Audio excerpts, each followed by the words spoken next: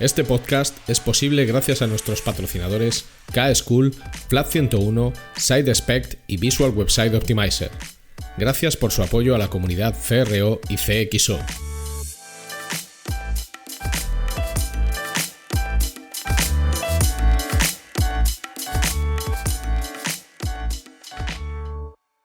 Mi nombre es Ricardo Tallar y estás escuchando CRO Café en Español, el podcast de referencia en CRO y CXO, donde hablamos con profesionales digitales de todos los rincones del planeta sobre nuestro trabajo, con el objetivo de compartir, entretener y aprender.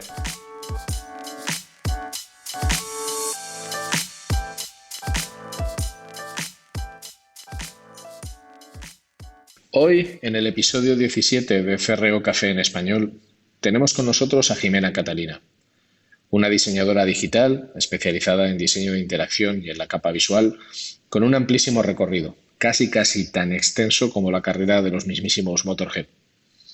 Su visión incluye experiencia en agencia, en compañías y también como freelance, que es su estatus actual en los últimos años. Y también es una gran emprendedora a través, sobre todo, de su proyecto Slides Carnival. Con ella vamos a hablar de las mejores prácticas en conversión desde el punto de vista del diseño de interacción y del diseño visual, cómo ejecutar esos cambios, en qué tipo de organizaciones y también cómo gestionarlos. Así que ya sabes, ponte una mirinda en tu vaso favorito de Arcopal y disfruta de este episodio como si escucharas a los mismísimos Soundgarden en primera fila. Y si te gusta, ya sabes, recomiéndanos a tu grupo de amigos y también a ese grupo de primos que solo ves en Navidad y en las fiestas de guardar.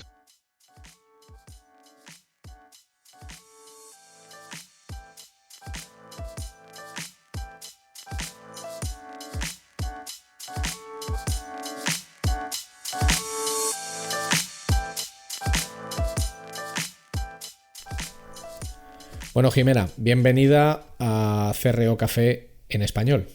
Oye, pues muchas gracias, porque ya había escuchado unos cuantos episodios y tenía ganas de pasar por aquí. Ah, sí, bueno, mira, eso está bien, ¿eh? No todo el mundo ha escuchado. ¿Cuáles ahora te voy a poner en un aprieto. No, me lo puedes poner perfectamente, porque mira, estuve escuchando el de la chica esta que estaba en Instagram, no me acuerdo del nombre, pero que tenía la cuenta esta como de parodia de Instagramers de moda. Es que no hay nombre porque es una cuenta encriptada, ¿no? Para proteger a la persona. Sí, que me lo hazme pasé, una foto así. Sí, me lo pasé súper bien. Y también he escuchado la del Corte Inglés, ¿vale? Sí, Laura Rodríguez, sí. Sí, que era un mundillo. Estuve escuchando ayer el último episodio, que la chica esta que era como coach de marca personal. Sí, y al principio escuché alguno más. Lo que pasa es que, bueno, empecé el de inteligencia artificial, pero me descolgué rápido, lo reconozco. Bueno, al final hay de todos los palos. Hay de todo. Hay de todos los palos. La idea siempre ha sido esa, hacer episodios, vamos a decir, más accesibles y otros quizás más técnicos, más densos, ¿no? Pero sí. Bueno, a ver qué sale en este. A ver si contigo hacemos muy una técnico cosa... no creo que sea, pero... Bueno. Yo creo que no hay nada más técnico que diseñar cosas pensando en que las tienen que utilizar otras personas para un propósito. O sea, sí. Además... Con esto del diseño siempre es del campo del que yo vengo profesionalmente y siempre es muy chulo porque a mí me encanta el barniz que le ponemos a todo, ¿no? O sea, parece que estás haciendo unas cosas acojonantes. Sí, es la parte además, claro, como trabajamos en la parte visual, ¿no? Es la parte que más, para bien y para mal, ¿vale? La parte que suele impresionar más como al cliente, ¿no? Donde es más se siente más capaz de opinar. No, totalmente. También si queda bien, también somos los que los diseñadores nos solemos llevar muchas veces las felicitaciones cuando las cosas quedan bien, incluso antes de que se pongan a funcionar, ¿no? Porque es la parte visible. Ya sabes que cada español y cada persona del mundo lleva en su interior un presidente del gobierno, un seleccionador de fútbol y un diseñador. Me parece muy bien porque tampoco es una ciencia tan complicadísima como los diseñadores queremos que la gente crea. Efectivamente. Bueno, para las personas que no conozcan a Jimena Catalina, Nosotros sí que nos conocemos hace tiempo y hemos tenido la oportunidad de trabajar juntos y por eso estamos aquí, porque bueno, yo sé lo bien que trabajas y que haces las cosas, pero como mucha gente que nos está escuchando seguramente no, solemos empezar siempre por el principio, ¿no? O sea, cuéntanos quién eres, de dónde vienes, qué has estudiado, qué te ha llevado hasta donde estás en este momento, en qué fregados estás metida ahora mismo. Bueno, ¿quién eres ahora mismo? En el aspecto profesional, pues soy diseñadora de interacción, ¿no? La etiqueta ha ido cambiando mucho a lo largo de los años. A veces me llamo webmaster, a veces diseñadora UX UI, a veces diseñadora visual, lo que esté de moda en cada momento. He estudiado ciencias ambientales, soy licenciada en ciencias ambientales, ¿vale? Como toda persona viejuna del sector, yo en realidad descubrí Internet en la carrera. En el 96, cuando empecé la carrera y llegué a la universidad y los ordenadores tenían internet, ¿no? Y terminé mi carrera de ciencias ambientales, pero a mí lo que me llamaba era el tema de internet muchísimo. Y como terminé en el 2000, lo del medio ambiente no me terminaba de enganchar y era un momento buenísimo para entrar al sector porque, bueno, pues nadie había estudiado nada relacionado y las pocas empresas que había cogían a cualquiera, ¿no? La idea era, aunque no supieras hacer nada, te cogían y te iban enseñando por el camino. Pues así terminé en una empresa de programación de software, que como tenía programadores, hacían páginas web por aquella época también. Ahí estuve 3 años y luego pasé otros 15 años a agencia de publicidad marketing especializada en digital, que fue donde realmente me curtí. Y aprendí realmente a... En 15 años te puedes curtir mucho, ¿eh? Sí. Aprendí a hacer cosas con todo tipo de clientes, corporativos, promocioneros, y luego a partir de ahí ya salté a ser freelance, a montármelo por mi cuenta. ¿Y qué te llevó a hacerte freelance, por ejemplo? Pues mira, lo que me llevó a hacerme freelance, que yo en la vida había querido ser freelance, ¿vale? Siempre lo he dicho, yo funciono muy bien con la autoridad, me encanta tener una nómina cada mes, o sea, estaba súper cómoda. Pero cuando después de llevar 15 años en la misma agencia, que decidí, bueno, pues que a lo mejor era un momento de cambiar, que ya iba siendo hora, me puse a buscar trabajo y no encontré. Hice muchísimas entrevistas, me acuerdo, 14 entrevistas, pero o no encajaba en los sitios, nunca me llegaban a la oferta final, me quedaba justo al borde y cogían otra persona, o si me cogían me ofrecían menos sueldo del que estaba cobrando en ese momento en la agencia.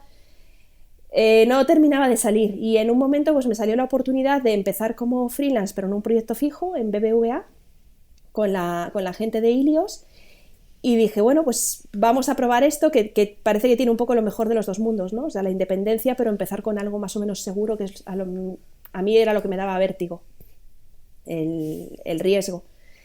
Y muy bien, me gustó tanto que ya, vamos, no creo que la vida vuelva a sentarme en una oficina. Vamos a ver si la necesidad aprieta, pero si lo puedo evitar, no creo nunca que vuelva a ser empleada. Bueno, pero fíjate, me reía porque tu vida y la mía son muy paralelas. O sea, yo también soy viejuno, también descubrí internet en la carrera, también he estudiado algo que no tiene absolutamente nada que ver con lo que hago. También entré a trabajar en un sitio en el que me enseñaron todo desde cero. Y también hice eso, o sea, yo trabajé muchos años por cuenta ajena antes de lanzarme al mundo del autónomo y del startupero y del empresario y de todo esto. Y creo que eso es muy interesante, ¿eh? Porque al final también te permite, sobre todo cuando estás 15 años en un sitio como en tu caso, pues te permite valorar con mucho criterio los pros y los contras. O sea, porque... Sí, además yo noté, por ejemplo, que el principal problema del que hablaban los freelance, que era encontrar proyectos, a mí después de haber pasado por 2 empresas, tener 18 años de experiencia no me pasó. En cuanto yo dije a mi red de contactos profesionales, oye, ahora soy freelance, me empezaron a llover proyectos de todas partes, porque en 15 años trabajas con mucha gente y la gente sabe que trabajas bien y entonces de repente, pues toda esa gente que habían pasado por la agencia y ahora estaban trabajando en clientes o en otros lados, rápidamente pues o me llamaban o me recomendaban y nunca he tenido problemas de encontrarme sin proyectos.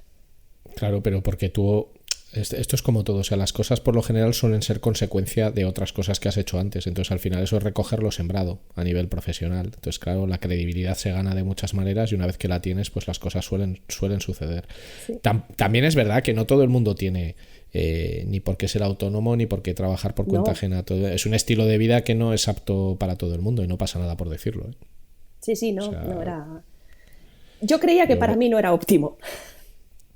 Pero oye, mira, bueno, yo es que conozco todo tipo de historias como tú, sí, gente que ha sido autónoma y ha pasado a trabajar por cuenta ajena y es súper feliz, gente que lleva 25 años por cuenta ajena y es súper feliz, gente que lleva muchos años de autónoma y es súper feliz, lo mismo pero en triste, bueno, en fin.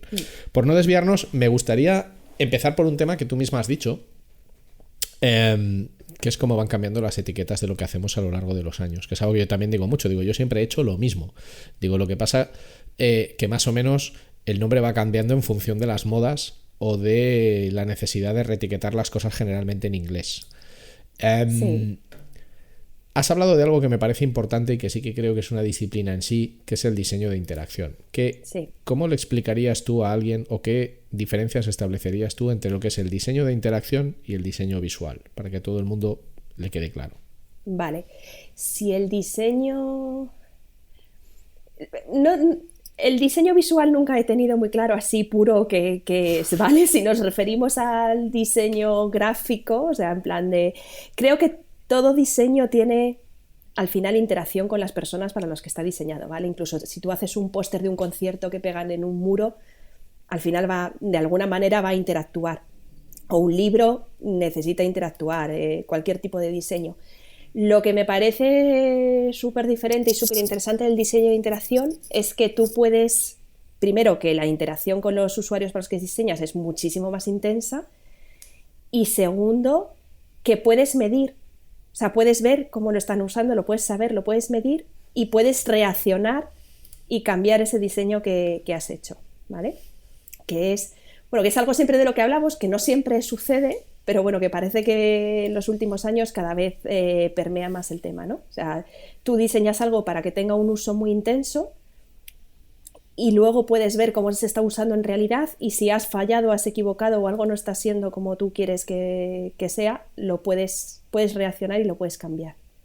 Y esa me parece la principal diferencia del diseño de interacción respecto al resto de diseños, ¿vale? Que existen en el diseño gráfico, diseño visual, diseño Bueno, de lo que sea. formalmente también se enfoca mucho en el sentido en cómo se diseñan las interacciones que tú tienes que llevar a cabo con una interface para que algo suceda. Por ejemplo, pues como si es un swipe, si es un clic en un botón, si es un completado de un formulario, si es un placeholder, si es un data picker, si son todo este tipo de Claro, cosas. es un diseño que tiene además muchos estados, ¿no? O sea, tú diseñas un libro y se queda para siempre como está, ¿no? Y en el diseño de interacción tienes que pensar que el usuario tiene que completar todo un proceso y que le tienes que estar informando continuamente de qué está pasando para que no se sienta perdido. Entonces tienes que tener en la cabeza algo que le pasa mucho a la gente que está empezando en diseño, ¿no? Es que pues te diseña la pantalla del Happy Path y cómo se ve bonita, ¿no? Es un clásico de aquí está el formulario que he diseñado para que metan todos los datos y entonces luego te llega el desarrollador y te dice muy bien, ¿y qué pasa si falla este campo? ¿Y qué pasa si falla este otro? ¿Y cómo se ve el botón cuando lo pulsas? ¿Y dónde está la pantalla de muchas gracias, has completado todos tus datos? ¿Vale? Es un diseño que nunca está fijo, que nunca está cerrado, ¿vale? Está un poco vivo y tienes que pensar en todos los estados que tiene. Es como un árbol, tienes que pensar en todas las ramificaciones que puede tener el comportamiento del usuario para diseñar para todas ellas. Al final es estructurar el flujo en un formato visual. O sea, al final, pues la alerta, el botón, todo este tipo de cosas. Al final el diseño siempre se define un poco, por lo general, ¿no? Como el camino, el proceso mediante el cual llegas a solucionar un problema o solventas una necesidad, etcétera. Sí. Aquí en este podcast hablamos mucho de conversión, que es de lo que se trata, porque al final la mayoría de los activos, productos, servicios digitales se hacen para que alguien haga algo. Y ese algo puede ser consumir un contenido, solicitar información sobre un seguro, comprarse el último disco de Monster Magnet o descargarse una plantilla en Slides Carnival, por ejemplo, ¿vale? ¿En qué medida el buen diseño es relevante para que un producto o un servicio digital consiga su propósito? Muchísimo, bueno, a ver, muchísimo cuanto menor sea el valor, que le ofreces al usuario, más importante es el diseño. Y me explico. Si tú el valor que le ofreces al usuario es altísimo, da igual que el diseño sea un horror, que el usuario se va a esforzar al máximo para conseguir eso que le estás ofreciendo. El peor ejemplo de esto, por ejemplo, es la web de Hacienda. ¿Vale? O sea, te juro que estaba pensando en lo mismo. Iba a decir sí. O que tiene mucho valor o que es obligatorio. O que es obligatorio, sí. O sea, que quiero decir, o que te castigan si no lo consigues, ¿vale? Por ejemplo, en la web de Hacienda todos sabemos que es un horror. Está puesto... todo es lo más mínimamente usable, feo, poco explicado, tal, pero... te tienes que esforzar al máximo para conseguir presentar tus informes, porque es que si no la alternativa es una multa, ¿vale? Entonces da igual cuán feo sea y cuánto poco diseño tenga, que la gente se tiene que esforzar al máximo.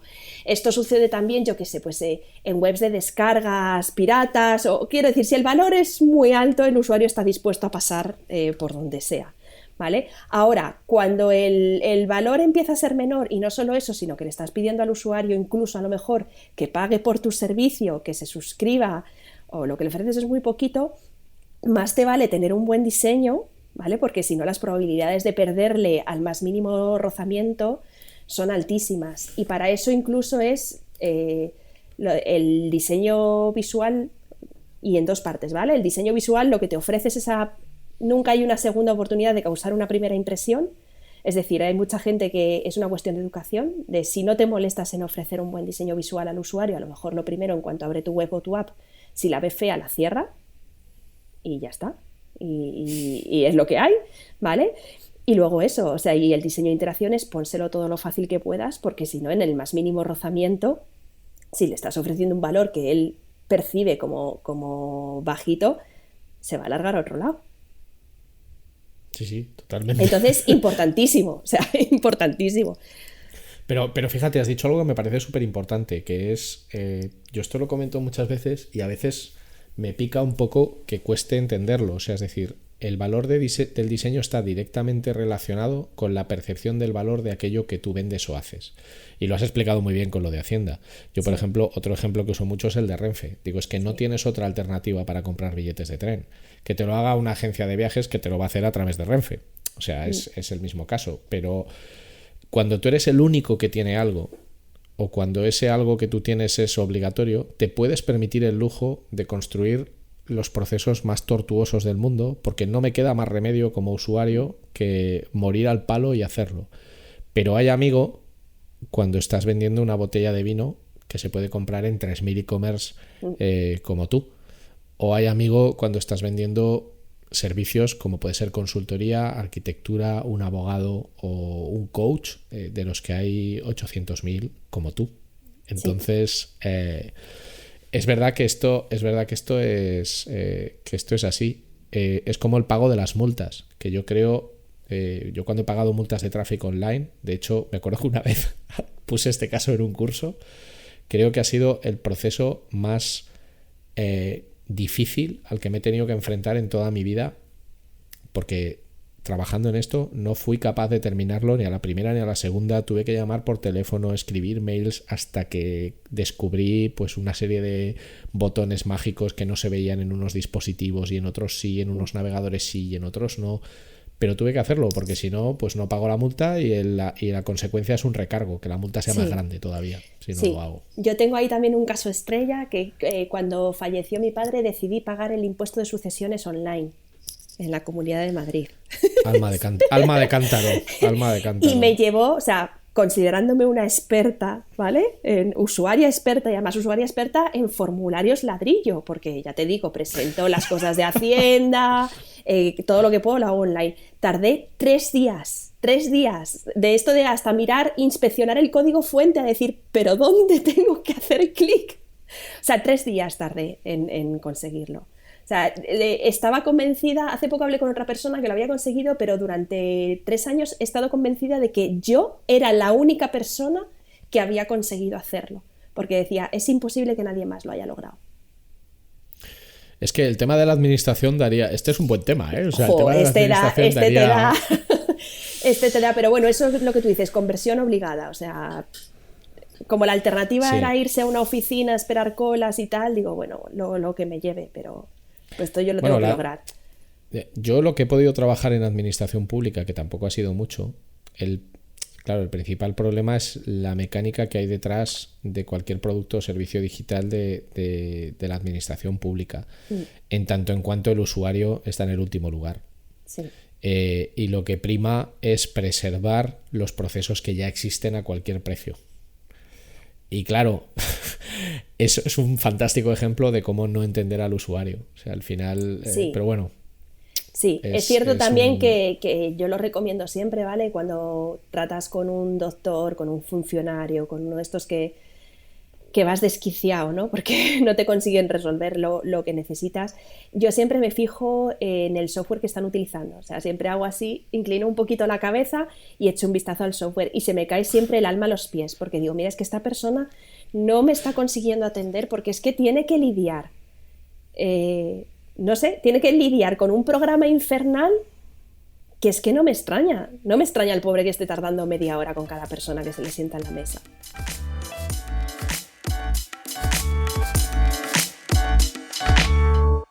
Will this work? Maybe not. Isn't that what we're all trying to figure out? With VWO, create and A/B test different variations of your website to continuously discover the best performing versions that improve conversions. Stop guessing. Start A/B testing with VWO today.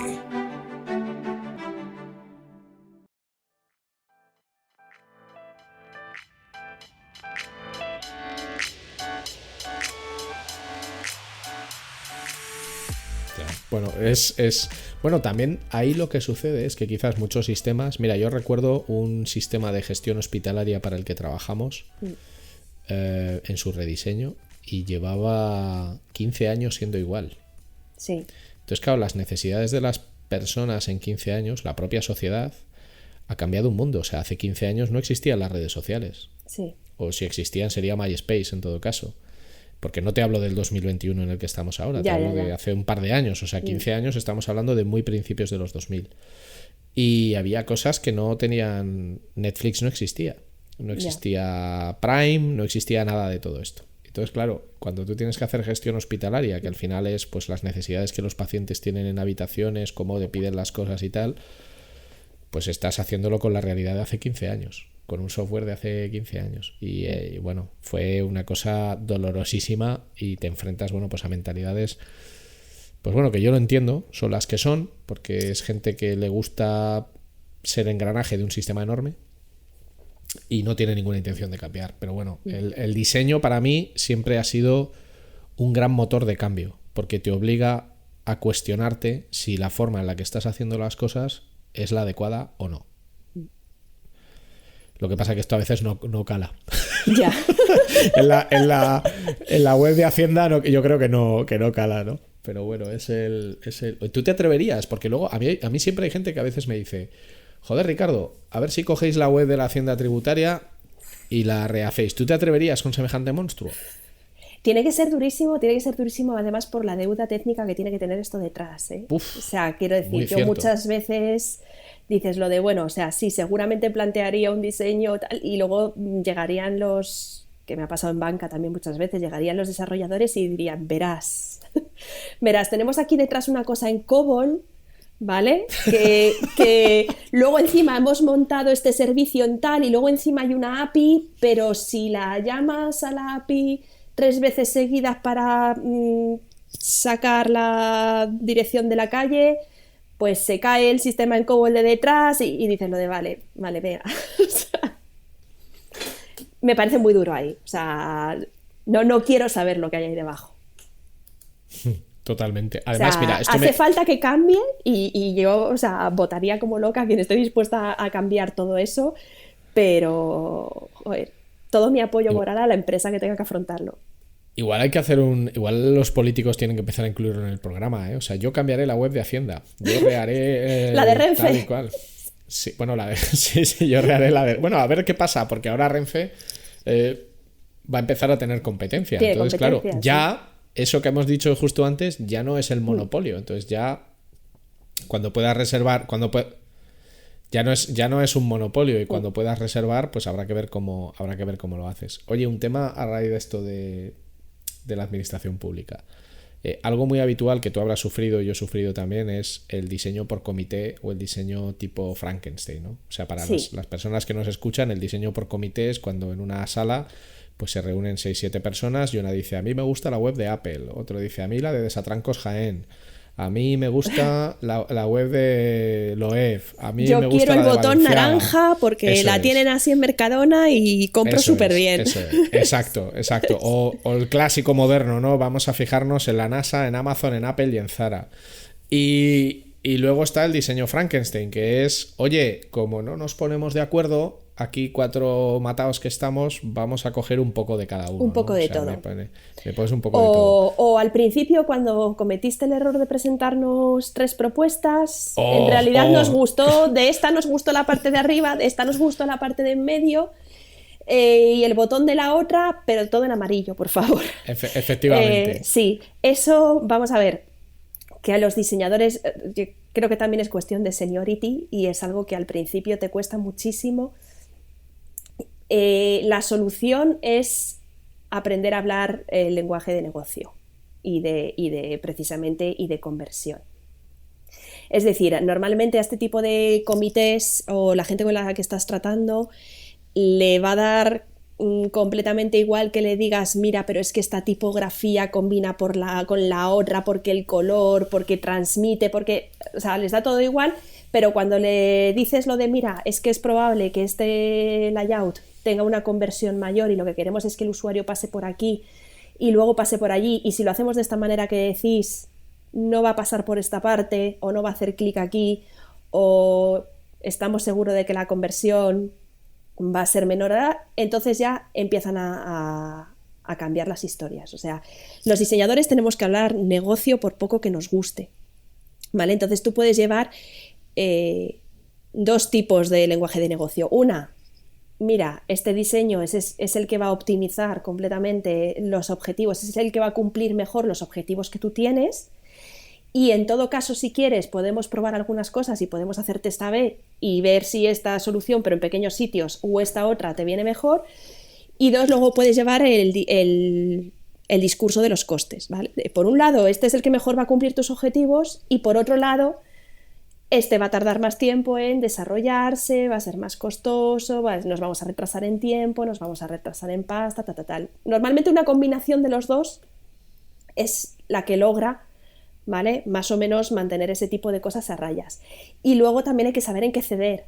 Es decir, hay veces que sabes que tienes comités y tienes que saber qué batalla pelear, ¿vale?, y cuál es importante para el usuario, y en cuál a lo mejor pues puedes ceder en el color de un botón o en determinado copy o en tal, pues porque es menos importante y no va a afectar tanto, y sabes que así la persona para la que estás trabajando pues siente que ha participado, siente que ha puesto su granito, siente que se le ha escuchado, y oye, es la parte del diseño que hay que sacrificar, ¿no?, para que salga el resto adelante.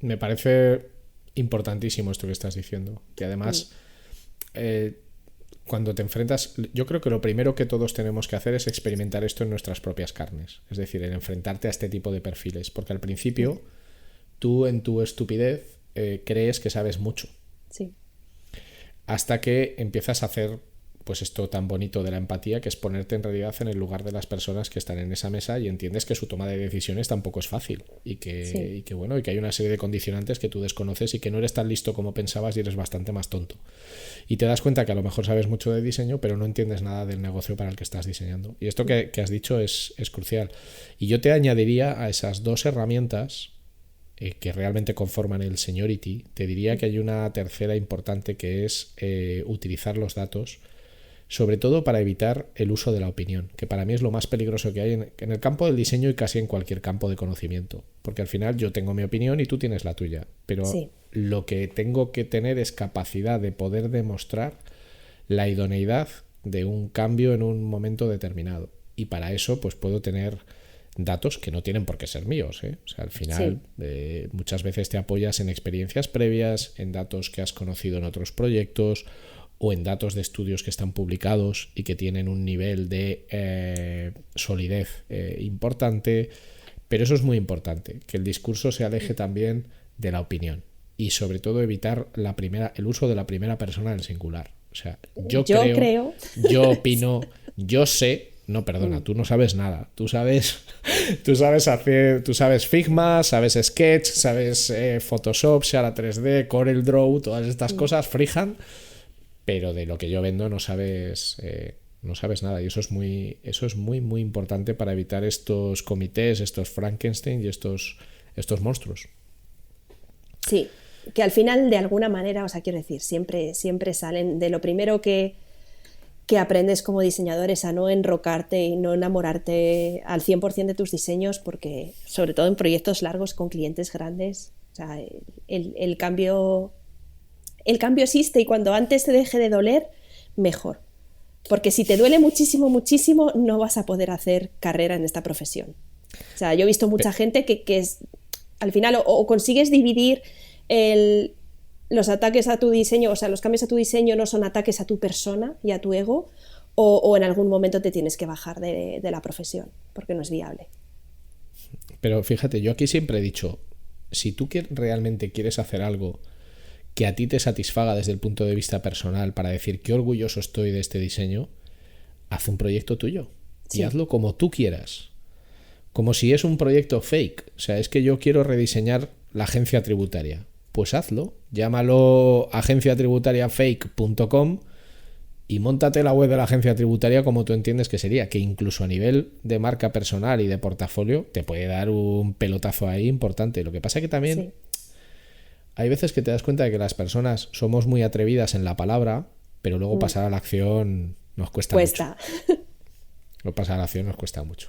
Oye, ¿tú cuáles son las cosas más anticonversión que has visto en diseño? Entonces, además, sobre todo en todos estos años en agencia, al final la cabezonería de mucha gente hace que veas cosas muy marcianas y que dices, pero ¿cómo te preguntas cómo vendes si el milagro es que vendas algo con esto que estás haciendo? O sea, ¿cuál sería tu top 5 de cosas espantosas que has visto y que dirías, jamás hagáis esto, por favor? Ya, creo que estamos mucho mejor que al principio, ¿vale? O sea, ahora, 20 años más tarde que cuando yo empecé, es decir, creo que las cosas más espantosas para la conversión las hacíamos en los primeros años de Internet, cuando poníamos esas intros en Flash, que el usuario se tenía que comer 1 minuto de animaciones en Flash antes de llegar a tu web, porque pero sí. Era un tráiler, sí.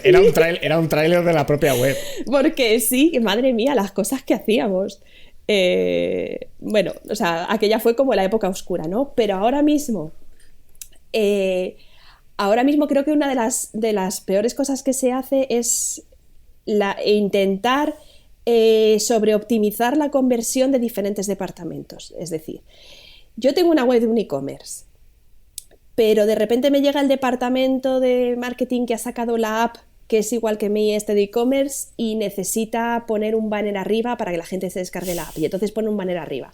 Y entonces la conversión de la app mejora mucho, pero disminuye la de la web. Pero entonces vamos a poner aquí abajo una bola de chat para que contacten con nosotros lo que tal, vale, pero entonces luego llega otro departamento que es que han creado un newsletter y necesitan registros, y encima de todo eso ponen un pop-up para que nada más llegar a la web te registres al newsletter, y aumenta mucho la conversión del newsletter, pero disminuye la conversión de descargas de la app y disminuye la conversión de la web, ¿vale? Entonces van como en escalera intentando mejorar la conversión cada uno de lo suyo, y cada vez que mejoran la conversión de lo suyo, en lugar de tener la visión global, pues deshacen todo lo demás, y acabas teniendo estas webs típicas de que tú entras y hay 5 banners cada uno llamando una cosa, arriba el banner de la app que nunca se va, encima de todo un pop-up que te registras, y es como... O sea, es imposible que nadie aguante aquí 1 minuto si realmente no estás como súper interesado, ¿no? Y el aviso de cookies, claro, o sea, es como... Es un dolor. Yo creo que últimamente los periódicos son una gran muestra de esto, ¿no? O sea, si entendemos su conversión en que te quedes un buen rato leyendo un artículo y luego además si te interesa te suscribas, últimamente es que entras a un periódico y ya encontrar la noticia entre los banners ya es complicado. ¿Vale? Sí, Entonces sí. consiguen la conversión de publicidad que les da un poquito de comer, pero están matando la otra. Eso es de lo peor que he visto últimamente. Y luego, bueno, pues en banca he visto muchas cosas de formularios eternos, ¿vale? O sea, de pedirte, pues no sé, de pedirte para algunas cosas campos súper complicados de cuál es el registro catastral de tu casa. Es como... pero es que conseguir esto es un dolor. Ya, pero es que lo necesitamos. ¿Pero lo necesitáis para qué? Es que nos viene muy bien para esta otra cosa, ¿vale? Os viene muy bien, pero no tenéis otra manera de conseguirlo después. Es decir, eso se ve mucho también, ¿no? Formularios intensísimos para registrarte, que es como consigue el registro de la persona con lo mínimo, la mínima fricción, y luego busca otras maneras de conseguir el resto de los datos que necesitas. No, es que tenemos detrás un CRM que es que me pide este dato como obligatorio. ¿Por qué? Claro, esto es lo que hablábamos, esto es lo que hablábamos esto es lo que hablábamos antes de tener que adaptar casuísticas internas a la experiencia de un usuario que no tiene ni por qué entender eso ni por qué sufrirlo. Sí. Pero me has recordado a Roy Batty en Blade Runner cuando es esto de he visto cosas que... Sí, que no creeríais. Que no creeríais. Ahora mismo hay un gran clásico que es lo de preguntarle al usuario si es hombre y mujer. ¿Pero para qué quieres preguntarle si es hombre o mujer? Pues para que cuando mandamos el mail diga bienvenido o bienvenida. Y es como, pues pon hola fulanito. O sea, a los departamentos de no sé cuál, no, ni siquiera es el de marketing, muchas veces son departamentos diferentes, les cuesta mucho soltar los datos, o sea, dejarlos ir. Piensan que cuanta más información y más información y más información tengan, más van a conseguir vender. Pero además, fíjate, el problema no son los datos. O sea, yo la realidad que me encuentro todos los días es la mayoría de las empresas hoy día tienen cantidades industriales de datos. Industriales. Una cantidad de información brutal. Pero ¿cuál es el verdadero problema? Que no se utiliza. No saben qué hacer con ella. O sea, lo que nos hemos convertido es en data collectors, en coleccionistas de datos y casi te diría en síndrome de Diógenes de datos. Es decir, tengo miles y miles de datos, pero ya aquí están. Ni me los miro, ni los utilizo. Me obsesiono mucho por conseguirlos, pero luego no los activo. Entonces, ¿para qué los quieres? Entonces, el dato evidentemente es un activo que tiene muchísimo valor, como todas las cosas, si se utiliza. Si te dedicas ahí a coleccionarlo. Y el problema de eso que dices tú, que muchas veces en realidad no se recoge porque haya una necesidad real, se recoge por una inercia, por un legado. Como siempre lo hemos pedido, pues lo seguimos pidiendo. Bueno, pero es que igual el minuto 1 que lo pediste también era una mierda de idea, lo que pasa es que nadie te lo ha dicho. Sí, o esto es que lo pide la ley. ¿De verdad? Vamos a llamar a los abogados a ver si de verdad es que lo pide o siempre lo hemos pedido y nunca nos hemos molestado. O siempre se ha hecho así. Que es que siempre se ha hecho así. Sí, sí. Y ya te digo, lo del CRM lo he visto muchas veces. Lo de no, es que necesitamos estos campos porque son obligatorios en el CRM y es como, ve cambiando el CRM o rellénalo con datos falsos o... En fin. Y ahora vamos al caso contrario. ¿Qué son las 3, 4, 5 cosas que tú más has podido comprobar en primera persona? Me da igual en tus proyectos personales como Slides Carnival que trabajando para otros, que has dicho, esto funciona. También teniendo en cuenta que no hablamos de que algo que funciona tenga que funcionar para todo el mundo, pero cosas que tú has dicho, esto funciona y funciona muy bien. Cosas que funcionan muy bien es siempre dejar probar el producto sin registrar. ¿Vale? No me voy al e-commerce, sino me voy más al mundo quizás de las startups y del producto, que lo hacen muchas empresas muy bien, por ejemplo, tengo un editor de imágenes online, te dejo editar, crear, hacer tu propia imagen, que estés aquí media hora jugando y pongo esto y pongo lo otro y hago aquello y cuya. Ahora, ¿lo quieres guardar? Regístrate. ¿Vale? En ese momento has invertido ya tanto esfuerzo y tienes algo que te gusta y tienes algo que te ofrece mucho valor que el registro es suave, ¿no? O sea, todo lo que sea, o Spotify en su día, cuando te dejaban te dejamos probar gratis la plataforma, te dejamos probar gratis el servicio que te ofrecemos y cuando ya eres consciente del valor que ofrece eso, pues conviértete, ¿vale? Eso funciona muy bien, claro, cuando tienes un producto buenísimo, un servicio. un servicio que te cagas. En el mundo del e-commerce, lo que siempre he visto que funciona muy bien es que te dejen comprar como invitado, ¿vale? Que es algo que antes se veía poco, ¿no? Era como, ya tienes el carrito lleno, regístrate. Si quieres terminar la compra, regístrate. ¿Vale? Y es como, no, mira, te doy mi mail, te doy mis datos para que me lo mandes a casa y ya está. O sea, lo que siempre funciona es como la mínima fricción posible. La mínima fricción posible, y si estás muy confiado en que tu producto o tu servicio ofrece mucho valor, pues déjalo probar primero. Y las personas se convierten solas. El problema de la fricción muchas veces es, o sea, hay un tipo de bienes, sobre todo en e-commerce, que es lo que se llama bienes de compra comparada, que son aquellos que tú compras después de un proceso de comparación. Es decir, yo comparo coches, sí, claro, comparo coches, comparo televisores, incluso comparo seguros, sí, comparo cuentas bancarias, comparo prácticamente cualquier cosa que más o menos esté establecida. Ahí las fricciones muchas veces están en el propio proceso de comparación, o sea, en ser el que de una manera más clara, cercana y accesible explica el valor de las cosas. Eso hace que cuando tú estás siendo comparado, realmente, como eres el que más fácil lo pone, pues ganas, vamos a decirlo así, unos puntos extra frente a los demás. A mí, por ejemplo, es un tema que siempre me ha parecido súper importante y siempre me ha llamado muchísimo la atención el impacto que puede tener en la conversión, brutal, el tono de la comunicación, o sea, el cómo cuentas las cosas. Y ya si eres lo suficientemente capaz como para contar las cosas del mismo producto de manera diferente en función de a quién se lo estás contando, ya es la bomba.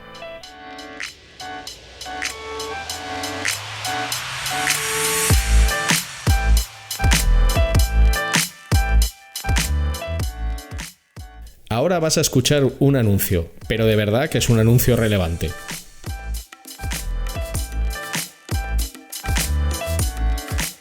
Conviértete en un experto en CRO y dedícate a una de las profesiones más demandadas del momento.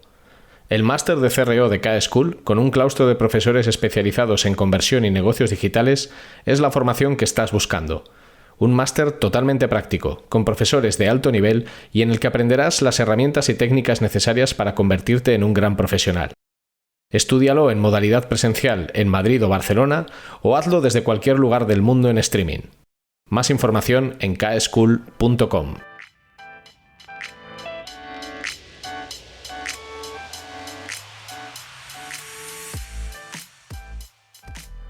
Ya mucho, sí. Yo he notado mucho, recuerdo hace 3-4 años cuando empezaron a aparecer los procesos de contratación 100% online, ¿vale? Que antes siempre había un punto en el que, pues eso, seguros, banca, según qué cosas, en algún momento era ya como, y te acercas a una oficina y nos enseñas el DNI y firmas. Y en el momento en el que eso empezó a ser lo de, haz una foto de tu DNI, te atendemos completamente online, se notó muchísimo, ¿vale? El que llegó tarde a esa fiesta, el que llegó tarde a esa apuesta, pues lo ha notado mucho. En banca se nota mucho, ¿no? Lo de, y para hacer esto, pues acércate a nuestras oficinas y firma, y es como, vale. Pero es lo que hablábamos antes. Eso es no entender, pero eso es no entender la realidad de esas personas, porque al final, si yo estoy haciendo una tramitación online, precisamente lo que no quiero hacer es ir a una sucursal bancaria. Entonces, no te empeñes en forzarme a algo que yo no quiero hacer, porque lo único que consigues es la ruptura del proceso. O sea, y encima conseguir un feedback muy negativo, que es que dices, pues vaya mierda, que me he pegado aquí 20 minutos de mi vida rellenando formularios online para que al final tenga que ir a una sucursal. Mira, vete por ahí. Entonces, sí, bueno, directamente. Eso sí que es cierto que yo creo que está cambiando a lo largo de los años, también por algo de puro relevo generacional. O sea, al final los directivos de hoy, muchos eran gente pues que conoció Internet en otro momento y entiende la importancia que tiene. El problema lo tienes, aunque no es un tema de edad, que tampoco me gustaría que la gente se quedara con eso. Yo he conocido personas de 20 años terriblemente analógicas en el peor sentido de la palabra y personas de 70 que adoran la tecnología. Pero sí que es verdad que ahí se empieza a notar afortunadamente algún cambio, afortunadamente. Oye, como estamos hablando de cosas que a mí me parecen muy relevantes desde el punto de vista profesional, lo has dicho antes, cuando hemos hablado de esto de hablar el lenguaje de negocio, ¿qué conocimientos o qué habilidades tú entiendes que debería de tener un buen diseñador? Para poder llamarse diseñador, porque yo muchas veces digo, esto lo hablé, me acuerdo con Javier Cañada, decía, es que hay gente que, y no pasa nada, es un operario de Photoshop. Sí. Entonces, eso no tiene nada de malo, ¿eh?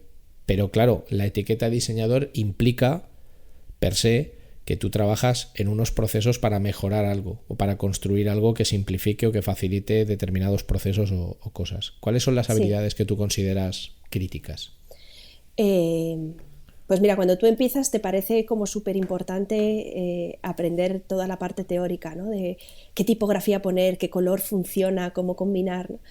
Y al final con el tiempo te vas dando cuenta de que es la menos importante de todas, o al final la vas cogiendo con la profesión y tampoco es tan importante, ¿no? La flexibilidad, es decir, me parece clave, tal y como la he descrito antes, el poder adaptarte a las necesidades de cada cliente, a que no te enamores de tus diseños, a estar dispuesto a cambiar las cosas, a que no te afecte a nivel personal, ¿vale? Pero eso, sobre todo, la flexibilidad para que no sufras tú como diseñador, que es el primer punto, yo creo, importante para que aguantes suficiente tiempo. Y luego, interesarte mucho y aprender un poquito del resto de campos que te rodean.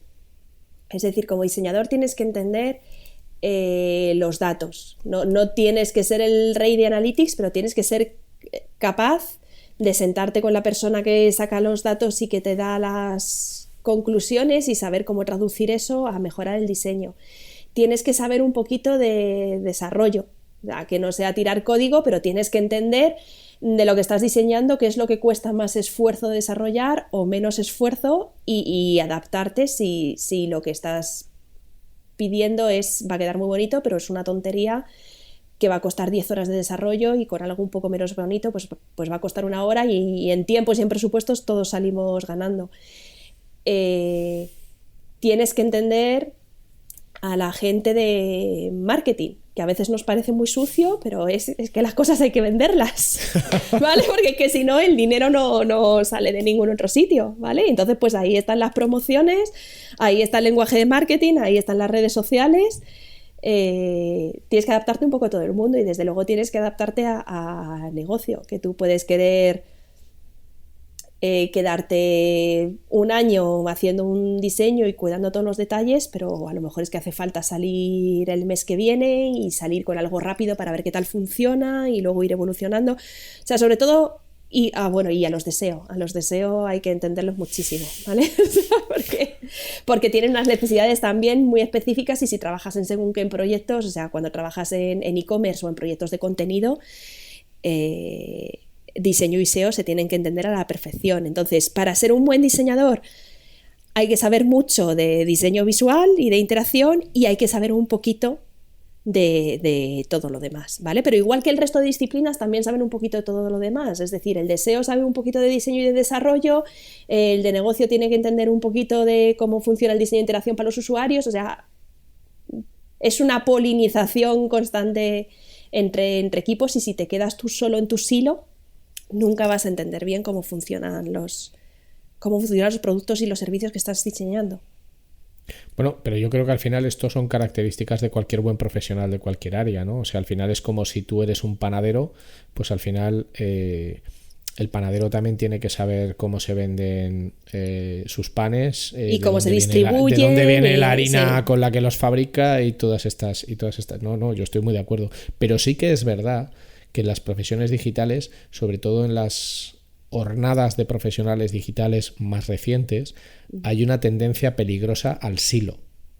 Es decir, yo te enseño mucho de esto, sí, pero no te hablo de lo que hay fuera y lo vas a tener que aprender por tus medios. Que no pasa nada, pero a mí lo que me preocupa, y no sé qué visión tienes tú con esto, es un poco la prisa. O sea, yo veo a la gente como con mucha prisa. O sea, tú antes has hablado de que estuviste 15 años en una agencia. Entonces, 15 años son muchos años. Sí. Entonces, yo ahora veo que todo el mundo quiere avanzar a una velocidad brutal. Dices, bueno, si tú vas avanzando a esta velocidad, es que con 35 años ya te habrás pasado todas las pantallas del juego. Y ya no te quedará nada que hacer en esta vida. Entonces, no tengas tanta prisa. O sea, la cultura de la inmediatez, en términos de diseño, a mí me parece peligrosa, porque hay cosas que requieren de un proceso natural para ser aprendidas bien, como es la comprensión de negocio, o como es el lenguaje de comunicación con un directivo, o como es sentarte en una mesa de decisión donde tienes que negociar. Eso, por mucho que leas, no lo vas a aprender en 3 meses, porque para saber negociar bien, tienes que haber hecho antes 200 negociaciones, de las cuales 180 te han salido de puta pena. Y para entender un lenguaje de negocio, te has tenido que sentar muchas veces a hablar de negocio. Entonces, sí que veo, en general, mucha urgencia en pasar etapas a toda leche. O sea, para que nos entendamos. Yo ahí veo que seguramente el problema venga de 2 lados. Uno de que el propio funcionamiento de Internet contagia como esta urgencia, ¿no? O sea, cambia todo tan rápido que la sensación de que te quedas atrás es continua. O sea, ya domino Twitter, aparece TikTok, ya sé diseñar webs que te cagas, aparece el iPhone, ya manejo ya diseño para iPhone estupendamente, llegan las televisiones con pantalla táctil. O sea, es como, madre mía, o sea, me quedo atrás. Vale, entonces Internet contagia un poco esa sensación. Y la otra es cómo estamos enseñando a la gente que llega, cómo le estamos enseñando el oficio. Bueno, yo ni siquiera hice carrera de diseño, ¿no? Aprendí trabajando y ese es un proceso siempre más lento, pero mucha gente que está aterrizando en el sector les estamos metiendo en bootcamps de 6 meses, en lo que tienen que aprender todo rapidísimo y luego les soltamos a trabajar, ¿no? Y al final en la formación a lo mejor les hemos comunicado que esos son los ritmos habituales. De hoy aprendemos un poquito de usabilidad y mañana estás haciendo pantallas. Entonces ellos trasladan, ¿no? Bueno, pues si he aprendido esto en 6 meses, ¿por qué no voy a poder subir de nivel en otros 6 y al siguiente nivel en otros 6 y al otro en otros 6? Ya. Tenemos, o sea, si la gente llega con esas ideas, entiendo que muchas veces la culpa es nuestra, que de alguna manera no hemos sabido comunicar que las cosas no son así. ¿Vale? No me gusta poner toda la culpa en la gente que llega nueva y que no sabe realmente cómo funcionan las cosas. Yo no lo haría. Sí. De hecho, creo que nosotros tenemos mucha responsabilidad en el sentido de vender las bondades y las dificultades de la profesión. El problema es cuando solo te enfocas en vender las bondades. Sí. Y las cosas malas también hay que contarlas. O sea, al final, pues hay que contarlas. Lo hemos hecho muchísimo. O sea, venimos de unos años en los que ha habido una escasez de profesionales brutal y todos hemos tomado, sobre todo, pues los sitios de formación, que han visto que ahí hay pasta, hemos tomado la vía rápida, ¿no? De necesitamos mucha gente y mucha escasez, pues venga. O sea, en 6 meses formamos mucha gente y a la trituradora. Y lo de los silos también es un problema de que, hay muchas empresas grandes corporaciones que han estado creando equipos de diseño en los últimos 2-3 años, de pasar de la nada, pues yo recuerdo a BBVA, pues de pasar de trabajar todo el mundo con gente externa a crear un equipo de diseño de 100 y pico personas interno, ¿vale? Que se ha tenido que nutrir mucho, pues, de gente nueva. Y sobre todo eso, cuando tú tienes un equipo de 100 diseñadores que trabajan los 100 diseñadores todos juntos en un mismo equipo, como esta gente, ¿de dónde va a aprender? ¿De dónde va a aprender tratar con desarrollo? ¿De dónde va a aprender tratar con negocio?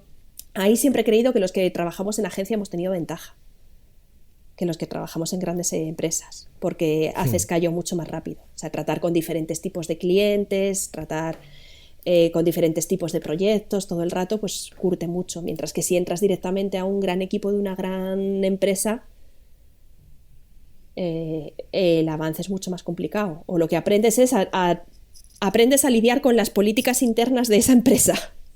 Es lo más habitual. Y tareas, aprendes eso y tareas. Hacer tareas de una manera más mecánica, que también tiene mucho valor, ¿eh? O sea, al final yo creo que también lo que sucede es que no todo el mundo es bueno en todo, y viene muy bien que tú mismo sepas lo antes posible en qué eres bueno y en qué no. Sí. Si trabajas por cuenta ajena ya ni te cuento, o sea, puedes decir, no, yo aquí no me voy a meter, que yo en esto soy un desastre y no soy la persona. Pero si trabajas por cuenta propia, perdón, quería decir, pero si trabajas por cuenta ajena también. Y estoy por ver todavía tengo sentimientos encontrados, estoy por ver todavía que el aterrizaje del Agile que ha tenido intenso en el sector encuentre una manera de entenderse bien con el diseño de interacción y la usabilidad. Porque es un sistema que funciona muy bien para según qué cosas de desarrollo y de sacar tal, pero en todos los sitios en los que me he encontrado con él o he tenido que trabajar con el sistema, todavía no he encontrado la manera de que termine de funcionar, y yo creo que también comunica esta urgencia, ¿no? De sprints, 2 semanas, sacar cosas, avanzar.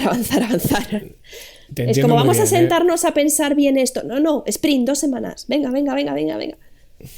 Pero al final fíjate, es curioso porque las personas a veces somos muy cuadriculadas. O sea, al final las metodologías, las mejores prácticas, determinadas leyes, bueno, están ahí no para que las uses a rajatabla de una manera tiránica, están ahí para ayudarte en tu trabajo, y eso significa que luego cada uno tiene que ser responsable de cómo las adapta y las utiliza. Porque si no, te acabas convirtiendo en un esclavo de la metodología, cuando a lo mejor esa metodología para el proyecto en el que estás no tiene ningún sentido. Ya. Pero somos muy cuadriculados en la medida de que funcionamos mucho mejor si a mí me metes en un engranaje ya súper contrastado, y entonces no tengo que pensar, no tengo que esforzarme tanto. Yo cuando me preguntan siempre, ¿pero tú qué tipo de persona buscas para la empresa? Yo siempre digo lo mismo, yo busco gente que sepa pensar. Ya. Y también que vendemos muchas veces, a veces siglas, en plan de, mira, es que sí. He vendido un proyecto de Design Thinking con Agile y con tal, y como vale. Y me lo han comprado, ¿no? Esto es como el Choped, ponme un cuarto de kilo de Agile. He vendido un paquete de Agile con inteligencia artificial y blockchain. Pues ala, vamos. Es que esto es para vender ensaimadas, da igual. Que sí. Inteligencia artificial y blockchain, venga, muerte. Totalmente. Machine learning, deep learning, todo lo que... Y cuanto más en inglés, mejor. Oye, nos daría para mucho, pero por ir concluyendo, sí. Hay una cosa que me parece muy interesante, porque tú tienes una visión un poco privilegiada, en el sentido de que al haber trabajado como freelance, pero también en corporate y también en agencia, tienes un poco esta capacidad de comprender casi cualquier tipo de realidad en lo que al diseño se refiere. De todo lo que tú has vivido, ¿qué tipo de empresas son las que has visto más abiertas a la evolución en el campo del diseño? ¿Qué tipo de empresas son las que has dicho, uy, esta gente pone el diseño como un valor diferencial de su propuesta? Sí. Pues mira, tres tipos, yo creo, principalmente de empresas.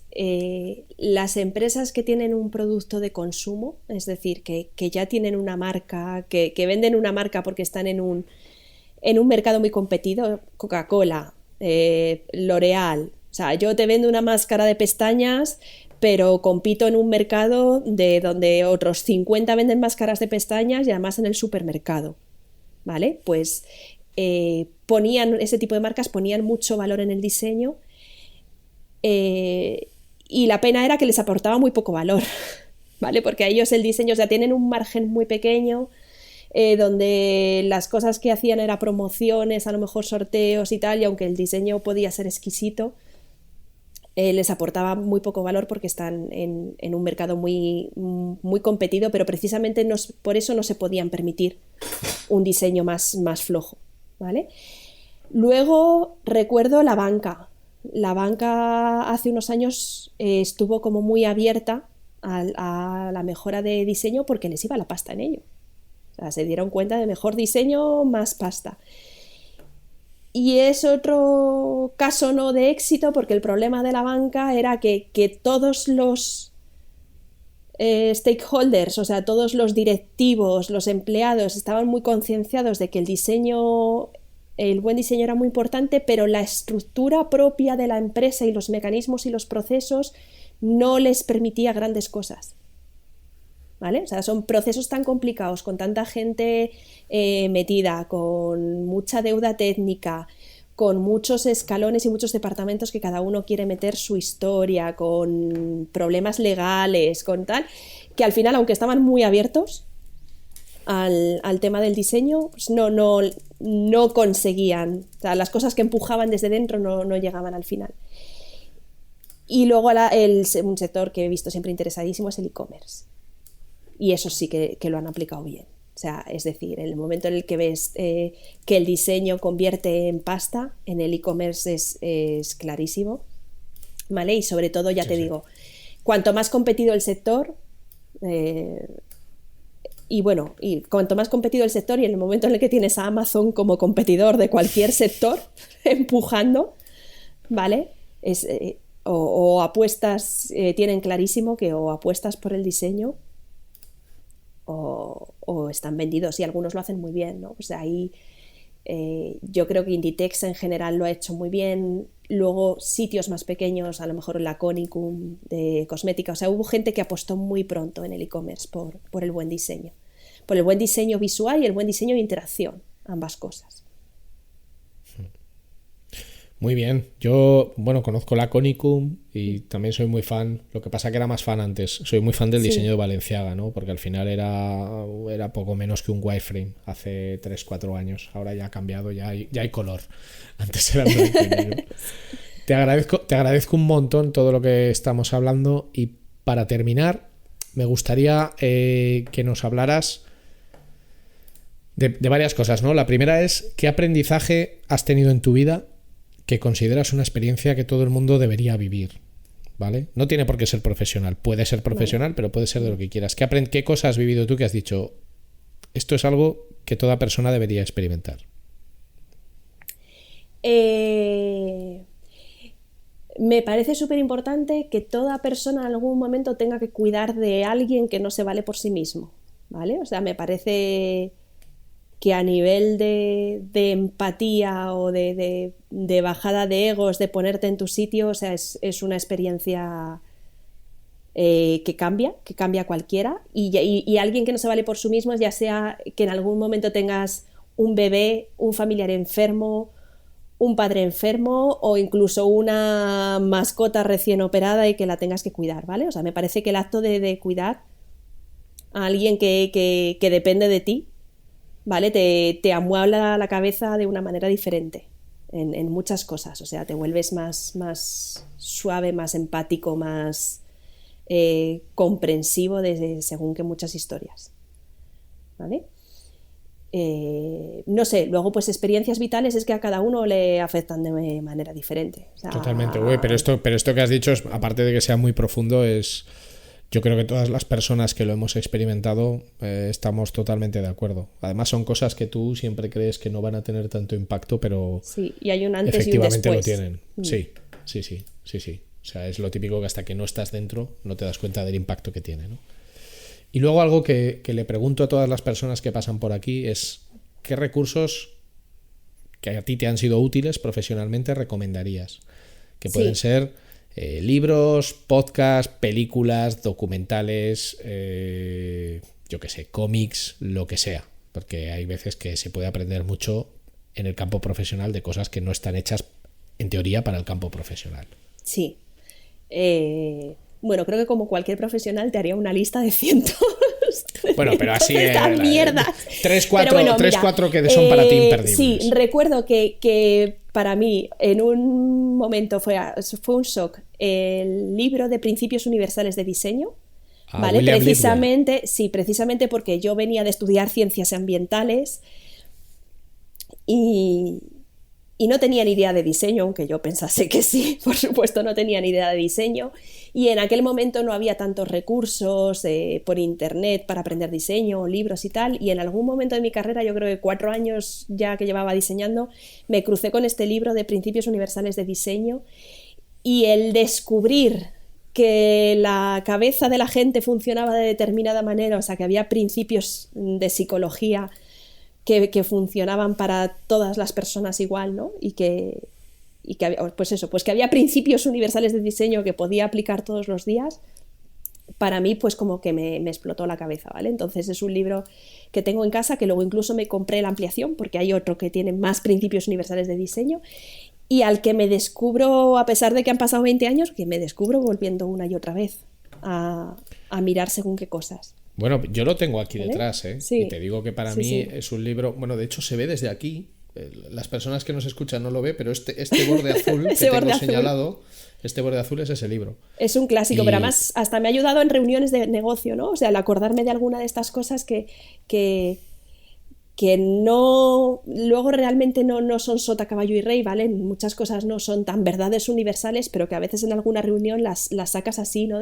Pues esto lo he puesto así porque tal y cual, y la cabeza de las personas funciona así, psicológicamente está demostrado que esto, y a veces me ha ayudado a defender algunas cosas. Para mí ese libro lo mejor que tiene no es el libro en sí, que también, sino la bibliografía. O sea, porque se hace mención a una infinidad de estudios que luego tú puedes buscar si eres un poco vivo y encontrar, y esos estudios tienen, tienen mucha datos, tela, ¿no? mucha tela para chicha. contar. Sí, mucha chicha, mucha chicha. Sí. Y luego una web a la que vuelvo también mucho es una web muy sencillita que se llama User on Board, que son simplemente casos, es un tío que se dedica a pasar por experiencias de onboarding de aplicaciones, de web, de tal, y a hacer pantallazos y a comentarlas, ¿no? Y es una web de la que he aprendido muchísimo, pues muchas veces porque no tienes la oportunidad de pasar por una experiencia de onboarding de 50 aplicaciones diferentes, y porque además me parece una de las experiencias más áridas que hay para vender a un usuario. O sea, hola, esta es mi app, aquí no hay nada. Me encanta la palabra árida. Árida. Entonces, ¿no? Esto es Esparta, aquí no hay nada, empieza a hacer cosas, ¿vale? Entonces, es una web súper práctica. La súper práctica también a la que vuelvo una y otra vez cuando tengo que diseñar una experiencia de onboarding de hola, aquí no hay nada, empieza a usar mi cosa o empieza a comprar mis cosas. Vuelvo una y otra vez para fijarme. Además porque el tío tiene un puntito de humor y muchas veces te pone unos comentarios, ¿no? De ¿pero esto qué es? O sea, ¿qué me estás pidiendo? ¿Por qué me estás pidiendo esto? ¿Qué tontería más gorda? Y es un contenido que consultas y además te ríes. Bueno, eso es muy importante. Bueno, pues como hemos hecho en esta conversación, ¿no? Que también nos hemos reído un rato. Y te agradezco un montón este tiempo, creo que ha estado súper bien. Espero que las personas que nos están escuchando, cuando les toque, hayan aprendido pues unas cuantas cosas y se hayan entretenido también. Sí, espero que no parezcamos demasiado una batallita de no, bueno, pero al final tiene sus cosas. Bueno, pero que eso tiene su valor. Sí, o sea, la experiencia es esto, al final, contar batallitas. Claro, es que es eso. Yo, de la gente de la que más he aprendido, no es que haya aprendido por oírles contar batallitas, es porque las batallitas que han contado reflejaban experiencias en las que luego yo me he visto envuelto en cosas muy parecidas. O sea que tiene su valor, mujer, no nos demos mal con esto. Oye, yo encantado, espero que podamos volver a tenerte por aquí más adelante.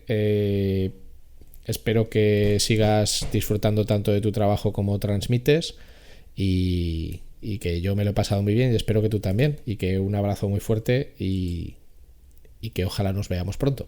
Eso espero. Cuando llevéis 100 y pico episodios, pues repetimos, hacemos la vuelta entera. Venga, perfecto. Un abrazo. Muchas gracias, Cuídate Ricardo. mucho. Chao.